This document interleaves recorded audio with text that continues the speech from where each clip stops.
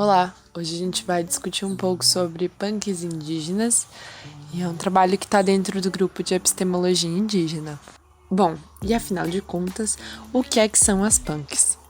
Punk é uma sigla para plantas alimentícias não convencionais, que significa mais ou menos vegetais ou porções de plantas comestíveis que a gente não costuma consumir no dia a dia. Muitas plantas categorizadas como punk são consideradas sem uso pela população geral, identificadas como mato, praga, erva daninha e removidas, descartadas. Agora, é importante a gente pensar o que é tido como convencional nessa sigla de punks, né? O que seriam plantas alimentícias não convencionais? Não convencional para quem? Porque quando você fala de convenção, se fala também de normalidade, né? Do que é tido como normal por determinado grupo.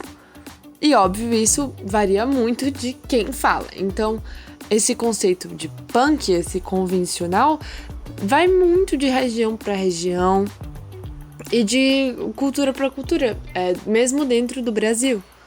Ou seja, na verdade, são só plantas que as pessoas não estão acostumadas a ver, mas que podem muito bem ser normais para uns e punks para outros. Talvez você esteja se perguntando de onde é que surgiram essas punks todas, esse monte de planta aqui, esse monte de mato, como chamam, que a galera começou a inventar de comer, né?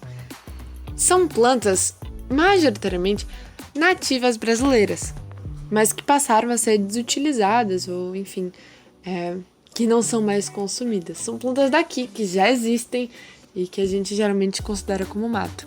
E agora a gente quer apresentar um pouquinho de algumas dessas plantas. Há um uso recorrente de plantas da família Cactaceae, principalmente nas comunidades indígenas nordestinas. Utilizam a palma como alimento e o mandacaru, com maior finalidade medicinal, na comunidade de Funil, também havendo o consumo do fruto. O chá do miolo do caule do mandacaru é usado pelos Funiô para diminuir vômitos e infecções renais e para tratar prisão de ventre. Já o chá dos ramos do mandacaru para aliviar gripes e diminuir secreções nasais. Relatam o uso de alfavaca e feijão gandu pela comunidade indígena Tapeba, mas como plantas medicinais. O potencial alimentício destas espécies, sendo o consumo das folhas da alfavaca cozidas e os grãos do feijão guandu cozidos e fervidos, substituindo ervilhas e feijões tradicionais, atentando-se em descartar a água após a fervedura dos grãos. Outra planta que foi descoberta a tamanha variedade foi o ingá. Um total de 9 espécies desta planta se encontrava distribuída nas comunidades indígenas do Alto Rio Negro, Baixo Rio Tapajós e na comunidade indígena Funiô. As frutas derivadas do ingá são consumidas in natura e algumas variedades deste fruto podem ser localizadas em beiras de rios e igapós. As cascas do ingá também podem ser utilizadas como chá para diarreia e vômitos nas comunidades indígenas de Darota e Vista Alegre. A madeira do ingá é utilizada como lenha para preparo de alimentos e na torra de farinha de mandioca. Em comunidades indígenas do Alto do Rio Negro, encontra-se grande representatividade de pequenos frutos, onde algum deles é identificado pelos indígenas como suim e buiúio, podendo encontrar nessas comunidades 10 espécies de buiúio e 6 de suim. Essas espécies crescem naturalmente em ambientes luminosos e não apresentam grande quantidade de polpa ou valor energético. Esses frutos são consumidos como forma de aperitivos pelos moradores e por esse motivo foi denominado como engana-fome. O suim e buiúio podem ser encontrados em capoeiras e beiras de rios, consumidas no caminho da roça durante a pescaria ou caça, geralmente pelas crianças que acompanham seus pais durante suas atividades. Como a cultura indígena, que esse termo sugere ser tão unificada, na verdade, é muito plural e diversa, é importante a gente distinguir cada comunidade. Durante a apresentação, a gente teve o nome das comunidades indígenas, com CI, e as altas do Rio Negro e Baixo Rio Tapajós são de São Gabriel da Cachoeira, no Amazonas. As tribos Funiô são de Águas Belas, Pernambuco, e Tapeba, de Caucaia, no Ceará. Para começo de conversa, é importante entender que a seleção de punks é feita por alguém em algum lugar com uma determinada cultura. Isso, como a gente expôs no início, influencia diretamente no conceito de convencional. Para alguém do sul, por exemplo, o ingá provavelmente é uma punk, certo? Mas talvez para você, como é para mim, que sou baiana, o ingá é uma fruta da infância que os amigos penduravam nas árvores para pegar do pé e servia de lanche da tarde. Agora, para as comunidades funiô de Pernambuco, é uma fruta como qualquer outra. O que eu quero dizer com isso é que todas essas plantas que a gente apresentou aqui não são punks para as respectivas comunidades. E, na perspectiva indígena de cada comunidade, não são fora do comum ou mato ou qualquer outra coisa. Elas fazem parte da cultura, do cardápio e do cotidiano. Então, no fim das contas, talvez nem seja tão certo chamar esse trabalho de punks indígenas, já que para os indígenas mesmo elas não são punks. Tá, mas e aí? Por que a gente tem que discutir, conversar e o que a gente pode tirar de epistemológico? Fora, né, todo esse conhecimento que a gente está compartilhando aqui, que com certeza pode ser muito aprofundado. Já tiramos do caminho lá na introdução que as punks, em realidade, são plantas comestíveis que sofreram epistemicídio e agora são consideradas punks. São consideradas, né, matos, enfim, que são comestíveis. Mas para além disso, ter alimentação com punks também agrega num conceito de uma alimentação sazonal, que respeita o tempo da terra e acredita que ela te dá os nutrientes necessários para cada período, e por isso você tem estações de plantas e plantas que dão o ano todo, enfim. Porque, por exemplo, o mandacaru, na seca, hidrata.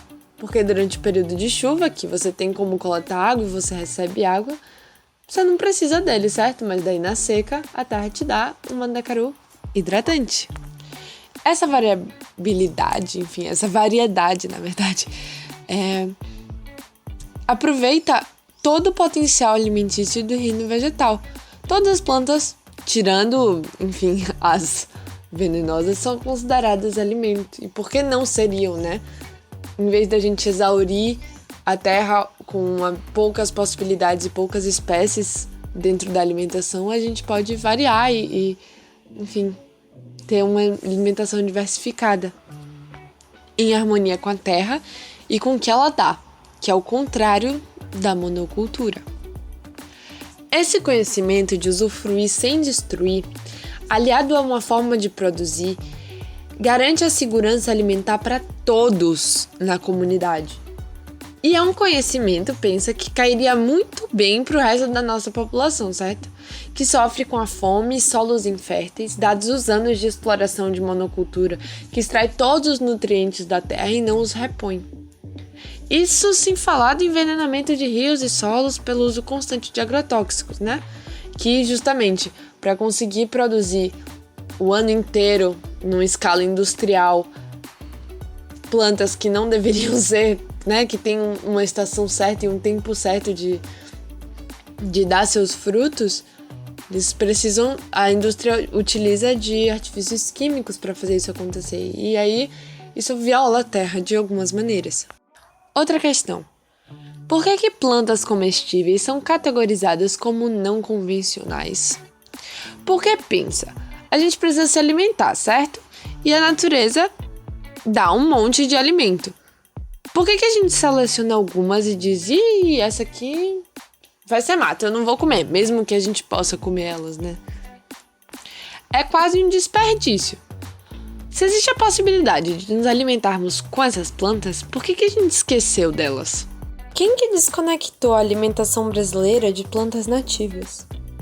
Porque uma criança no Nordeste sabe o que é e come maçãs, mas talvez não conheça o mandacaru ou qualquer outra punk, sendo que uma maçã nem dá aqui. Isso é porque uma das heranças da colonização são os hábitos alimentares.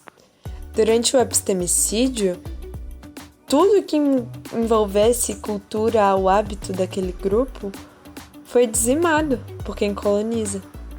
Há uma tentativa de apagar toda a cultura da comida, que é sempre uma parte muito importante na identidade de uma comunidade, para que isso justamente descaracterize eles e passe a não ter mais um senso de grupo.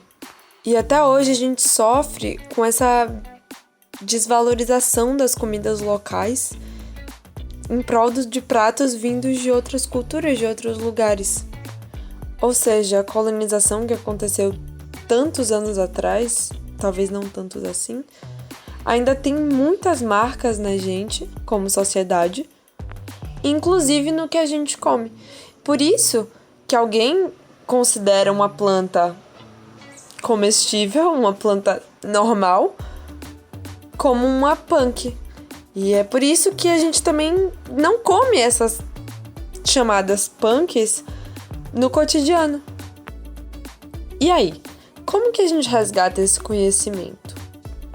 Em primeiro lugar, esse conhecimento, felizmente, não precisa ser resgatado, porque ele foi guardado nas comunidades indígenas e a gente tem como acessá-los. Então é só buscar conhecer as plantas da sua região e entender onde consegui-las, como plantá-las, talvez, e como inserir elas na alimentação. Dividindo melhor o prato, a gente consegue incluir na nossa alimentação cotidiana o que antes não estaria, né? Por isso que seria chamada de punk. Isso é super benéfico, além de resgatar esse conhecimento, inseri-las de novo na nossa cultura, incentivar o consumo e a comercialização dessas espécies, também traz uma variedade nutricional e é muito rica, enfim, para usos também medicinais, sem que seja agressivo para o corpo. E isso tudo não significa que é preciso excluir da nossa alimentação as frutas ou alimentos e pratos colonializados, por assim dizer. A gente pode só acrescentar, integrar e comer tudo junto. E por último, já tem muito movimento de alimentação com punk, de agrofloresta, que é um jeito de produzir sem ser na monocultura, que a gente falou um pouco aqui. Enfim, quanto mais gente conhece, quanto mais a gente propaga tudo isso, mais difícil é deixar que esse conhecimento morra de vez. E, enfim, tem várias fontes que é possível conhecer e, enfim, pegar informações. Na introdução do podcast O Tempo Virou, de Giovanna Nader, tem uma frase que eu gostaria de deixar aqui, que é: a Amazônia, mas a gente pode ler como toda a flora brasileira, é uma biblioteca de Alexandria que a gente está permitindo que se queime. Obrigada pela atenção.